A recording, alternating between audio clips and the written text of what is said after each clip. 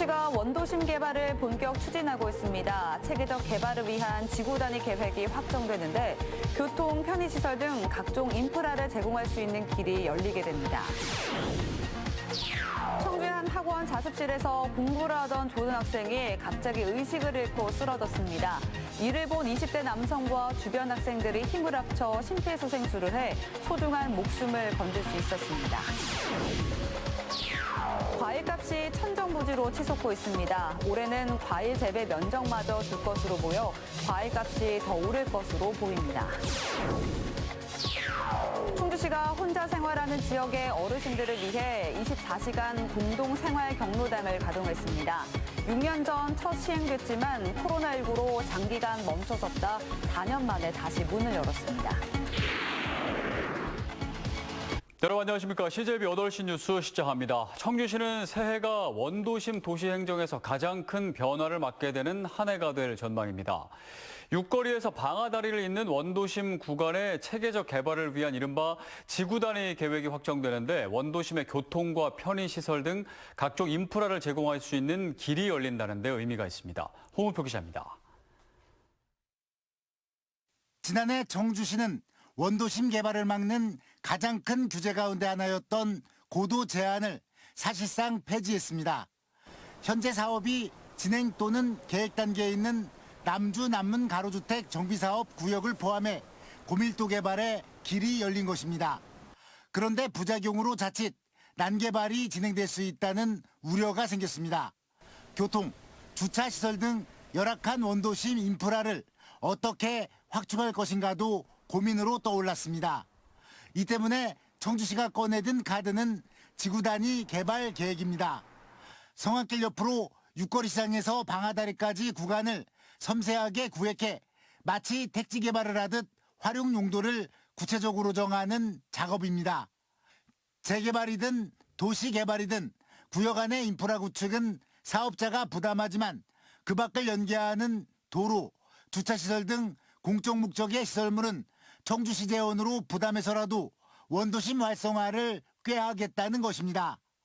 구체적인 안이 확정되는 오는 9월이면 현재 남아있는 경관지구 조례는 폐지되고 원도심 지구 단위 계획이 대신하게 됩니다. 현재 원도심에는 그 기반 시설이 너무 열악하고 부족해서 그 어떤 개발 사업을 하더라도 개발 사업 부분에는 기반 시설이 확충되지만 인근 지역에는 기반 시설이 확충이 안 돼서 금해 우리 지구 단위 계획에 도로라든지 주차장을 추가 확보해서 청주시는 또 정부 공모를 통해 통합시청사 서쪽 옆 노후 아파트 일대를 주거지역으로 개발하는 계획도 추진합니다. 다만 이들 인프라 구축의 선결 조건인 아파트 건립은 PF 대출 경색 등으로 유동적인 상황입니다. CJB 홍은표입니다. 충청북도가 소상공인들의 자금난 해소를 위해 1,600억 원의 소상공인 육성 자금을 지원합니다. 이는 지난해보다 300억 원 늘어난 것으로 도는 특히 물가 안정에 기여한 착한 가격 업소에 대해 최대 1억 원까지 대출 지원을 한다고 밝혔습니다. 소상공인 육성 자금은 대출 이자의 2%를 도가 3년 동안 지원하는 정책 자금으로 1차분 상담과 접수는 오는 8일부터 충북신용보증재단 홈페이지를 통해 진행됩니다. 어제 청주의 한 학원 자습실에서 공부를 하던 고등학생이 갑자기 의식을 잃고 쓰러졌습니다. 이를 본 20대 공무원 시험 준비생 등이 힘을 합쳐 지체 없이 심폐소생술을 해 이 학생은 소중한 목숨을 건질 수 있었습니다. 김세희 기자입니다. 지난 4일 청주의 한 학원 자습실. 책상에 앉아있는 고등학생의 고개가 뒤로 젖혀지더니 의자가 뒤편으로 밀립니다. 이미 의식을 잃어 몸이 축 늘어진 상태였습니다. 쿵 소리가 나자 옆자리에서 공부하던 남성은 학생을 곧바로 바닥으로 눕히고 심폐소생술을 시작합니다. 가슴 압박을 1분여간 수십 차례 진행하자 다행히 쓰러져 있던 학생의 호흡이 되돌아왔습니다. 고등학생의 호흡이 멈추자 지체 없이 심폐소생술을 실시한 옆자리 남성은 교정직 공무원 시험을 준비 중인 28살 유현진 씨. 제 맞은편에 앉아있던 친구가 숨을 안 쉰 것 같다. 그래서 저는 곧바로 떠오르는 게 이제 심폐소생술밖에 없어가지고 이제 그거를 실시했죠. 이후에도 유 씨는 119 구급대원들이 도착할 때까지 계속해서 말을 걸며 안심을 시켰습니다. 당시 주변의 다른 학생들도 너나 할 것 없이 유 씨의 응급처치를 도왔습니다. 그래가지고 애가 이제 계속 발버둥 치길래 제가 상황 설명하고 진정해라. 그래서 계속 머리를 계속 왔다 갔다 거리니까 이제 패딩 하나만 가져달라 해서. 의식을 잃었던 고등학생은 무사히 병원으로 옮겨져 검사를 받고 있는 가운데 학생의 부모는 감사 인사를 전했습니다. 너무나 감사한 마음이죠. 오늘 아침에 연락만 드렸어요. 감사하다고. 추후에 찾아뵈야죠. 저희도 정신이 없었어가지고. 위급 상황에서 생각보다 몸이 먼저 반응해 주저없이 실시한 심폐소생술로 한 고등학생의 소중한 목숨이 되살아날 수 있었습니다. CJB 김세희입니다. 최근 과일값이 천정부지로 치솟고 있습니다. 더욱이 올해는 과일 재배 면적마저 줄 것으로 보여 과일값이 더 오르지 않을까 걱정입니다. 장원석 기자입니다. 최근 청주 지역에서 판매되는 귤 1kg의 평균 가격은 6,500원 선으로 1년 새 70% 넘게 올랐습니다. 사과 60%, 단감 50%, 딸기가 20% 이상 상승해 그 뒤를 잇고 있습니다. 요즘은 사 먹기가 참 힘들어요. 비싸니까 그런 것 같아요, 진짜. 예전에 비하면 많이 비싼 것 같아요. 그전에 비하면은 한 배 정도는 비싼 것 같아요. 소비자들이 선뜻 과일을 사는데 주머니 열기를 주저하면서 대형마트들은 판매량 확대를 위해 반값이나 덤 주기 행사를 진행하고 있습니다. 과일 가격이 계속해서 상승하고 있는데 아무래도 저희 매장에서는 고객 여러분들의 부담을 조금이라도 덜어드리려고 정부 지원과 더불어 자체적인 할인 행사를 기획하여 추진하고 있습니다. 충청지방통계청이 발표한 지난달 충북의 신선과일은 1년 새 26.1% 올라 신선어와 해산물을 일컫는 신선어게와 신선채소에 비해 최고 7.7배나 높은 상승세를 보였습니다. 지난해 생산 유통비 상승과 출하량 감소로 부쩍 오른 과일값은 올해 농촌 고령화와 인력 부족, 이상 기후로 인한 재배 면적 감소로 더 오를 것으로 보입니다. 실제로 농촌경제연구원은 올해 사과를 제외하고 배와 포도 등 주요 과일의 재배 면적이 모두 줄어들 것으로 관측했습니다. 정부는 과일 가격 안정을 위해 21개 과일 품목의 관세를 인하하거나 면제해 상반기 중 30만 톤 이상을 수입할 방침입니다. CJB 장원석입니다. 코로나19로 멈춰섰던 공동생활 경로당이 4년 만에 다시 문을 열었습니다. 한 가족처럼 먹고 자는 24시간 공동체 생활이 어르신들의 건강과 안전에 큰 도움이 되고 있습니다. 안정은 기자가 보도합니다.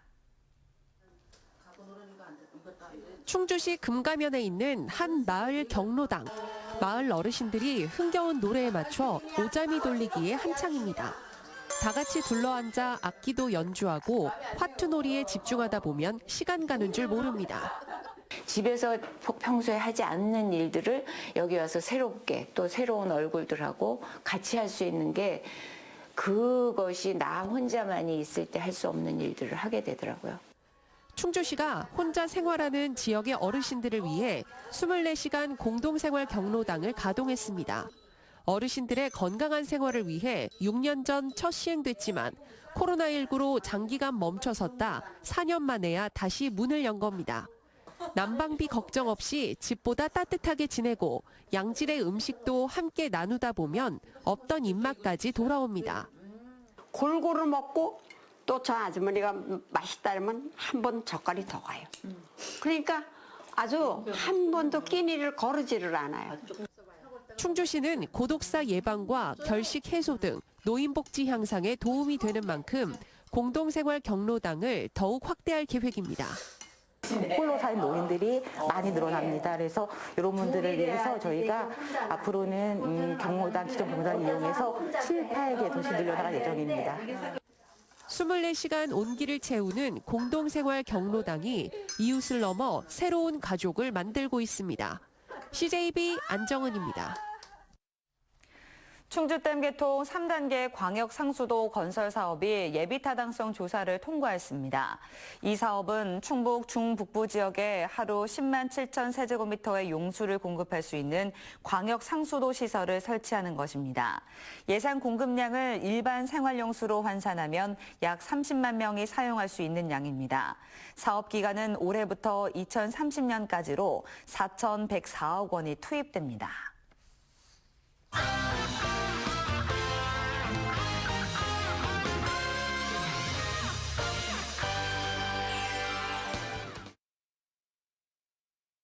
한 주의 세종 지역 이슈를 정리해드립니다. 주간 세종 이슈 더 세종입니다.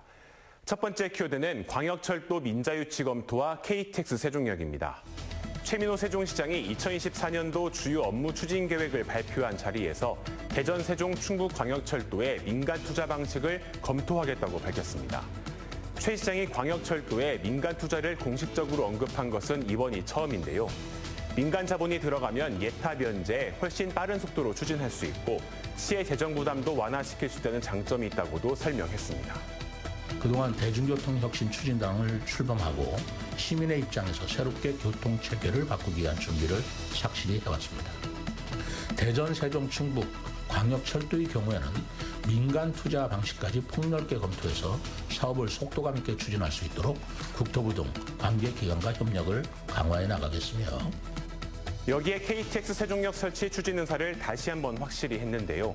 최 시장은 KTX 세종역 설치를 비롯해 한글 문화단지, 양자기술 사이버 보안 혁신 선도지구 조성 등 세종시에 적합한 국가 사업을 유치하겠다고 말했습니다. 특히 뜻이 있으면 반드시 이룬다는 유지 필성을 올해의 사자성어로 정하고 세종 시민의 기대와 눈높이에 맞추겠다고도 언급했는데요. 세종시가 인근 지자체와의 협력을 통해 2024년을 대한민국 제2의 도약할 수 있는 원년으로 삼을 수 있을지 주목되고 있습니다. 두 번째 키워드, 세종국립어린이박물관 개관입니다. 국내 최초로 독립된 형태의 어린이 종합박물관인 세종국립어린이박물관이 문을 열었습니다. 세종국립어린이박물관은 기획전시실과 3개의 상설전시실로 구성돼 있는데요. 기획전시실은 지구를 주제로 인류가 만든 도구를 어린이가 체험을 통해 학습하는 공간으로 상설전시실은 영유아를 위한 숲속놀이터, 도시디자인 놀이터 등으로 꾸며져 있습니다. 여기에 어린이의 호기심과 예술적 상상력을 높일 수 있도록 현대 미술작가와 함께 로비, 복합문화 공간 등을 조성하기도 했습니다. 세종국립박물관 단지에는 어린이 박물관을 시작으로 오는 2029년까지 도시건축박물관과 디자인박물관, 국가기록박물관 등 5개 국립박물관도 단계적으로 개관하고 2031년에는 국립민속박물관도 이전될 계획인데요. 국립어린이박물관이 어린이들에게 꿈과 상상력을 키우는 공간은 물론 시민들이 문화 인프라를 누릴 수 있는 곳이 될 것으로 기대가 되고 있습니다. 마지막 키워드는 문화도시 후보의 세종시 선정입니다. 세종시가 지역 문화균형 발전을 선도할 대한민국 문화도시 조성 후보지로 선정됐습니다. 대한민국 문화도시는 지역의 특색 있는 문화자원을 효과적으로 활용해 지역의 문화 창조력을 강화하기 위한 건데요. 세종시는 세계를 잇는 한글 문화도시로 도약한다는 계획을 제시해 높은 평가를 받았습니다. 올해 1년간 지방재정투자심사와 문화영향평가 등 사업 추진을 위한 사전 절차가 진행됐는데요. 대한민국 문화도시로 최종 지정을 받게 되면 2025년부터 3년간 국비 100억 원을 지원받게 됩니다. 문화도시로 선정되면 한글의 가치와 우수성을 알리는 역할은 물론 세종시의 문화 불균형도 해소할 수 있을 것으로 보입니다. 지금까지 주간 세종 이슈 더 세종이었습니다.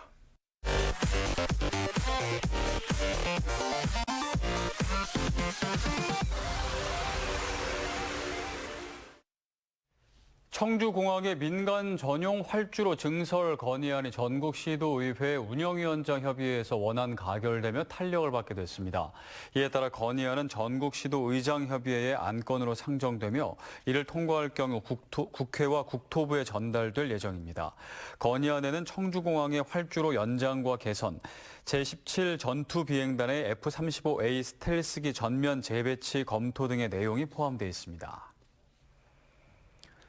한국철도공사 충북본부가 오늘 박진성 충북본부장 취임식과 현판식을 갖고 새 출발을 다짐했습니다.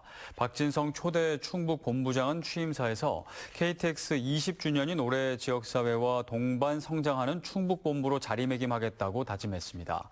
한국철도공사 충북본부는 지난 2020년 대전 충청본부로 통폐합됐다가 3년여 만에 제천에서 확대 개편에 출범했습니다. 청주시가 상하수도 요금을 휴대전화로 고지받고 납부할 수 있는 카카오 알림톡 서비스를 도입합니다. 신청은 청주시 상수도 사업본부 홈페이지를 통해 카카오 알림톡 신청을 하면 되고 이후 매월 15일 정기분 상하수도 요금을 확인해 즉시 납부가 가능합니다. 다문화 청소년 학교인 한국폴리텍 다솜고등학교가 오늘 10회 졸업생을 배출했습니다. 올해 졸업생 42명은 모두 전공 분야 국가기술 자격증을 취득한 가운데 26명은 대학에 진학하고 14명은 취업에 성공했습니다. 제천에 위치한 다솜고는 기술계 사립대안고등학교로 평균 취업률은 82.4%입니다. 충주시가 다음 달 말까지 군용 비행장 소음 피해 보상금 지급 신청을 받습니다.